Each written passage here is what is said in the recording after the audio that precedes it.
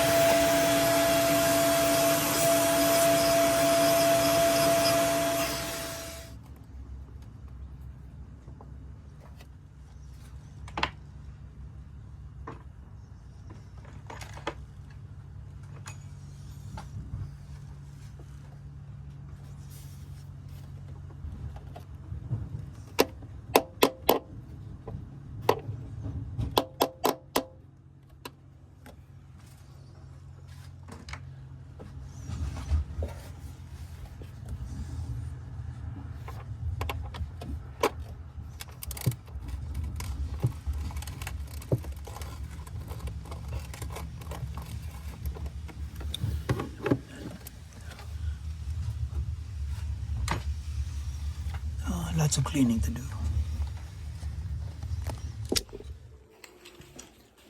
So guys, I'm working on removing the upper intake manifold on this 2014 ProMaster, and 7 bolts for the upper intake manifold.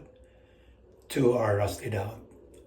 I managed to remove the 6th one, but the 7th one I have to soak it with oil. So hopefully tomorrow it will come out. This is the picture.